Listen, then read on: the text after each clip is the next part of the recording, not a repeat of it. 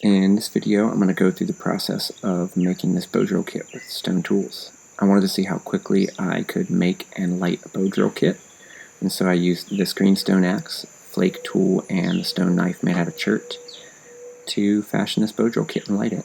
On the ground you can see a fireboard that I had some trouble with in the early going, but yeah, let's go to it.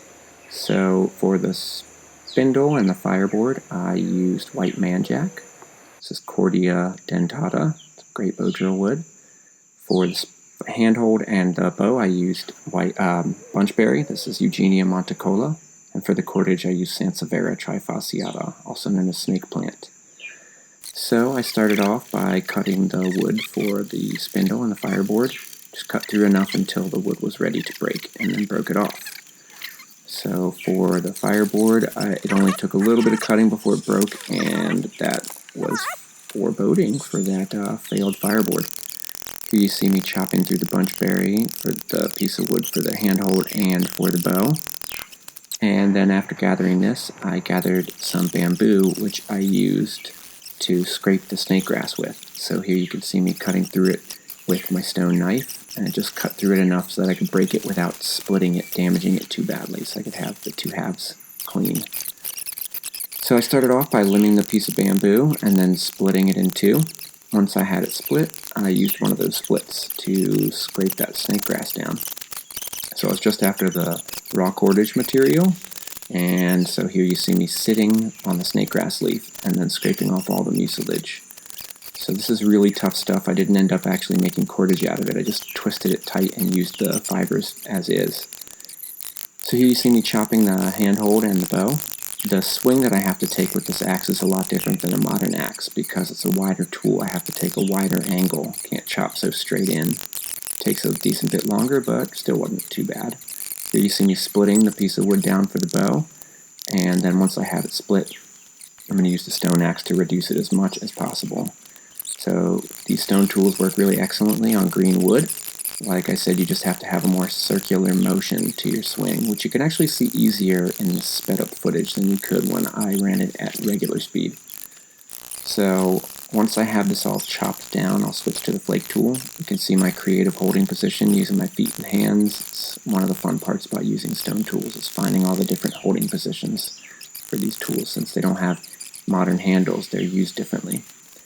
So here you see me using that flake tool, basically just focused on the areas with the most wood, and then looked at the bend and removed wood where it was bending the least. Now you see me chopping in some notches with my stone knife, and that's to hold the cordage material in place once this thing is finished. So I remove most of the wood from the belly, and then I take the bark off of the back so that bugs can't eat it up. And got it good. So here you see me cutting the piece of wood for the spindle, and once I have it cut and broken off, then I'm going to grab a piece of stone to grind it with. I like to use sandstone a lot in these projects because it's actually faster than using the flake tool for carving. So here you see me working on my first fireboard, which was kind of a fail. So after chopping this one down, I had to switch it up and make a second one that took a lot less work. So let's see how quickly I make my second one here. Get a new fireboard working. It was burning through the fireboard too quickly. So boom, and that's all it took to make that fireboard right there. I only had to split it. The bottom was flat enough. The top was a clean, flat surface, so that was it. It was done. So here I am twisting the cordage into a tight roll, and also you saw me gouging in the sockets for the fireboard and the handhold end. And then just pressure the bow here enough to get the spindle on the end. And there you go. So here you see me carving the notch in the fireboard, and then in a second you're going to see a little leaf next to my foot, and that is soursop. You see it right there. And I use that for my lubrication. That is Nona muricata. Just put it in between the two. So altogether this project took me exactly 85.5 minutes to get to finished point, which you're going to see right here.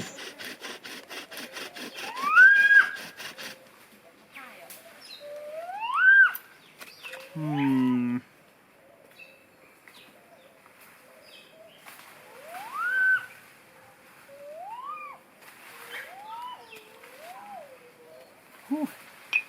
I thought I was sunk.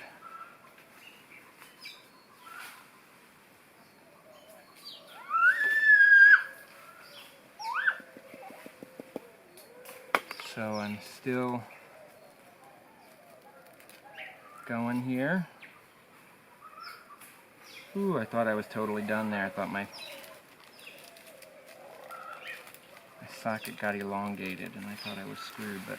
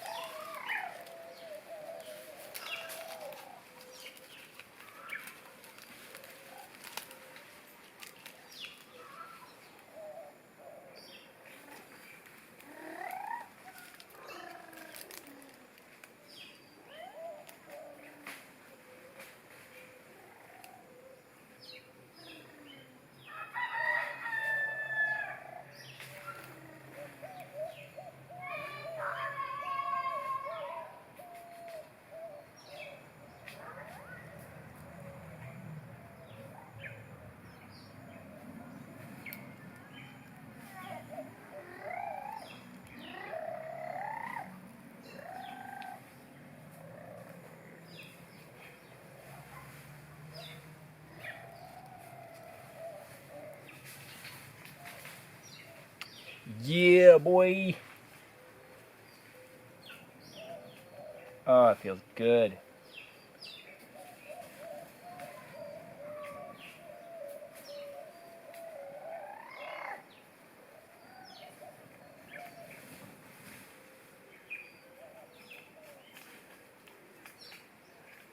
Yes. Yes. All right. So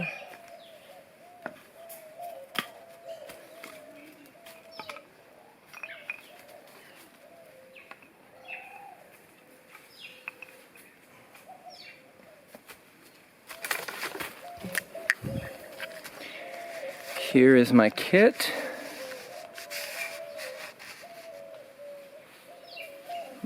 And you can see why I was thinking that it wasn't going to work, because this was getting elongated, but it worked out anyway.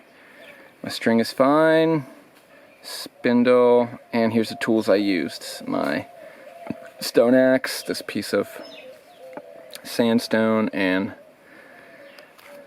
my knife, and as well as this flake right here, which I used to make the bow.